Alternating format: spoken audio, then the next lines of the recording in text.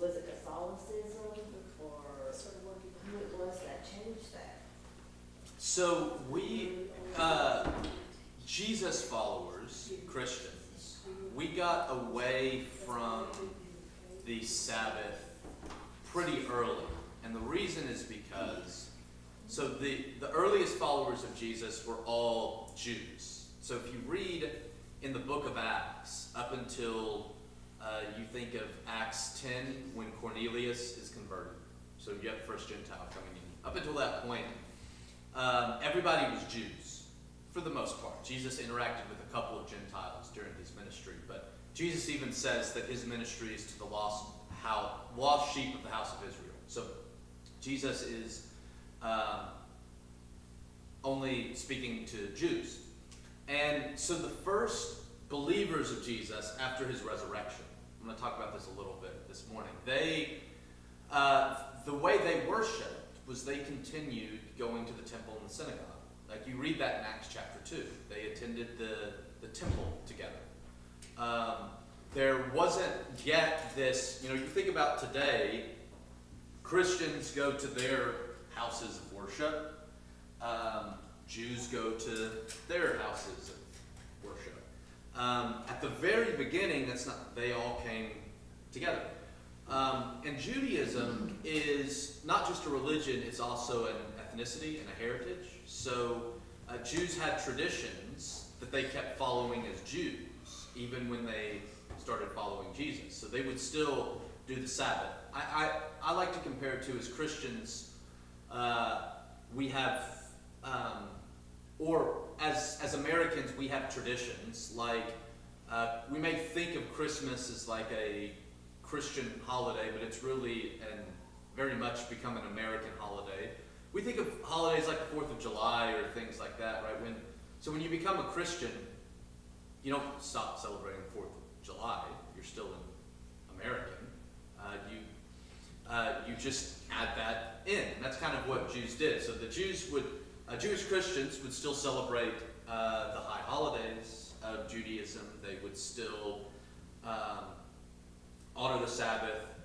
Now, when Gentiles begin to come in, that's when things begin to change a little bit. So Christians stopped gathering at the temple and at synagogues and started gathering in the homes of believers, because Gentiles weren't allowed in the temple and in the synagogue.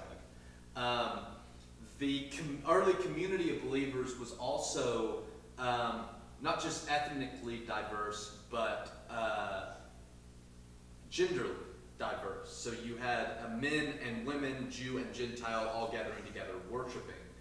If you're familiar with the temple, there were different walls, and so men could get closer to the temple than women could, and that's not the way that the Christian community operated. So things begin to change when Gentiles begin to come into the picture, because Gentiles aren't Jews, and so they don't live like Jews. And Paul has to address that in his letters, particularly regarding food, because there's this dispute of, well, what food can we eat and what food can we not eat? Because Gentiles are fine with eating everything, because they're Gentiles. Jews are still following their kosher diet, and Paul's like, neither one of you is wrong. If you want to follow kosher, follow kosher. If you want to eat meat sacrificed to idols, eat meat sacrificed. Paul's like, it doesn't matter. The problem is when you try to force the person across the aisle from you to do the exact same thing that you're doing. And so when Gentiles enter the picture, they're not honoring Sabbath. They're not following the kosher diet. They're not circumcising their children. They're not attending the temple and the synagogue. They're not honoring the high days of Judea. They're not doing any of that. The Pharisees, they had a real issue with realizing that Jesus was a living God, the living God. And I think in John chapter 8, whenever they were going to stone the woman, and Jesus bends down with his finger and starts writing in the sand. We do not know what he was writing, but they didn't stone that woman because of what Jesus was writing. Now, it's been explained to me before, he was writing the same as God wrote in stone with his finger, the 10 Commandments. And they're starting to realize that Jesus is God. He's not just a person, but he is God. And that's whenever I think people started realizing the old law is now the new law was Jesus. Yeah, and so, because what happens is by the time you get to the end of the first century, the Christian communities are almost entirely Gentile. They started 100% Jew, and within about a generation or two, they become pretty much 100% a Gentile phenomenon. And when they become Gentile, all of the Jewish practices that characterize the earliest communities are no more. So by the time you get to the mid-2nd century, Christians aren't.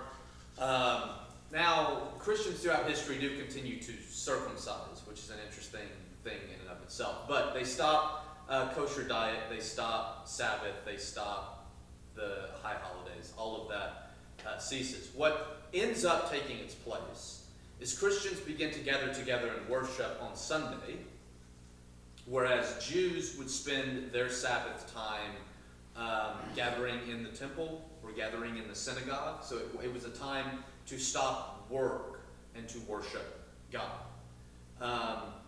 When Gentiles began to be added in, they start doing something similar on Sundays, because that's when Jesus was raised from the dead. Christians would gather together on Sundays for two reasons, actually. It's not just that Jesus was raised from the dead, though that's the primary reason. The other reason is because the Jewish brothers and sisters were going to the temple on Saturday, because they were still Jews. So they would go to the temple on Saturday, and on Sunday they would gather with their Gentile believers and think about Jesus, take the Lord's Supper, sing hymns, read a letter that Paul just wrote them, or something like that. So over time, Sunday becomes this time to stop and to worship, kind of like what Saturday was for Jews. It kind of becomes that for the church. And throughout... Before we get to that point, what actually happened to cause Christians to start meeting on Sunday? Primarily the resurrection. Once We have Jesus... direct instructions.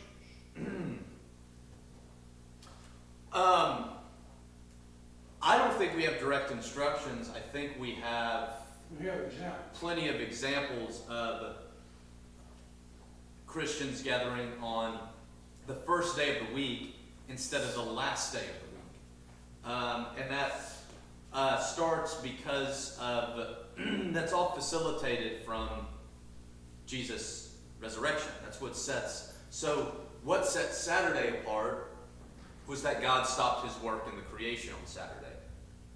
What sets Sunday apart is that Jesus walked out of the tomb and conquered sin and death on a Sunday. And But he so, said to do it forever, didn't he? Didn't he say to do it forever? to do what forever? Remember the Sabbath forever? Um, There are places in there it says you're to do this forever. Jews were instructed to keep the Sabbath for their generations, and that command is for the generations of the Jewish people, not the generations of all humanity. So that's Paul's point when he deals with the food laws of what food can we eat and what food can we not eat. His point is that the Jews, y'all want to continue to follow the law. You don't want to eat the food, and you want to follow the Sabbath. And Paul says there's nothing wrong with that. Paul's problem is that the law was never given to the Gentiles. It was never given to non-Jews. The law was given to Jews to set Jews apart as God's people in order to get us to Jesus. And Paul argues that now what sets believers in Jesus apart is not the law, the Old Testament law. It is now faith in Jesus. And Paul says before, what set Jews apart more than anything else was three things. Circumcision, because only Jews circumcised Gentiles actually believed it was an abomination to circumcise. Sabbath, only Jews stopped working one day a week. That's not just weird for people to do today. That was weird for people to do 2, 3, 5,000 years ago, to stop working on a day. And food laws. Jews were the only ones that said, we don't eat certain animals. That included, of all things, pork. I like my bacon, so, but they couldn't eat any of those things. And those 3 laws, more than anything else, is what identified a Jew as the people of God, because those were so different. Like the laws don't murder. That was important. But other civilizations had the same or similar laws. Laws about sacrifices. Jews weren't the only people that offered sacrifices like that. Laws regarding property. Other civilizations had laws regarding property. When I was in high school, I traveled to Europe, and when I was in Paris, I went to the Louvre that has Hammurabi's Code in it, which is the oldest written record we have of laws for any human civilization. And it's on this big black piece of stone. Like it looks like this pillar, and it comes up, and it was sitting on top of this platform, and the platform was probably about as high as the pew, and it probably came up to here. So if it was sitting on the ground, maybe about yay tall or something like that. And I don't know what dialect it's written in, or what language it's written in. Something that none of us probably are able to read. But, like I said, it's the oldest written copy that we have of human laws for civilization. It predates the 10 Commandments. And a lot of the laws are similar. You have laws about not stealing people's property. You have laws about not murdering. You have laws about religious rituals. You have all these different laws on. So I say that to say a lot of the laws in Israel were not special to Israel. Other groups had them. Those 3 laws, Sabbath, kosher diet, circumcision, were the 3 that really no other civilization in human history has. And so for Jews, those became the most important things for them to do, because it identified them as God's people. Which is why when Jews enter in, what do the Jews try to make them do? Those 3 things. You see Paul dealing with it in his letters. When the Gentiles come in. Yes, when the Gentiles come in, the Jews try to make them do those 3 things. They try to make them be circumcised, they try to make them follow a kosher diet, and they try to make them follow the Sabbath. And Paul addresses all 3. He says, no, you Jews can do that. That's fine. There's nothing wrong with doing it. But Paul says, those no longer determine who's in and who's out. Because in a Jew's mind, if you don't do those 3 things, you're not in. You're not a part of the people of God. And Paul says that's not it anymore, but what does he say takes its place? Really 2 things, faith and baptism. He's like, you want to know who's in. Don't look at what they do on Saturday or what food they eat or whether or not they're circumcised. Look at whether or not their heart's been circumcised in baptism, and whether or not they have faith in Jesus, which for Paul would be displayed through things like the fruit of the Spirit. Why did Paul say that, though? Because he believes that in Jesus, the law has been not abolished, but redefined. When did that happen? In light of Jesus. At Jesus' resurrection. Okay. That's the new covenant. Yes, All so went away, and this is the new. So the new covenant, the purpose was to get us to Jesus. Like that was Jesus said, I came not to abolish the law, but to fulfill it. Jesus said, the law points to me. And now that I'm here, it's not I'm getting rid of the law because it was bad. It's that the law's completed its function. It's done what it has come to do, and now there's no need for it. And what replaces it is the new covenant that's now defined by Jesus' death, burial, resurrection, baptism, faith, those kinds of things. And it's a covenant simply means a promise. So the covenant to Jews was a covenant that goes back to Abraham, that a Messiah would come. That was the covenant. The old covenant was that a Messiah would come, and here's what you need to do so that the Messiah will come.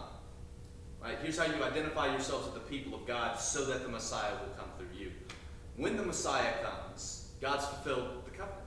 He's fulfilled his end of the bargain, though the Jews messed theirs up time and time and time and time and time and time and time again.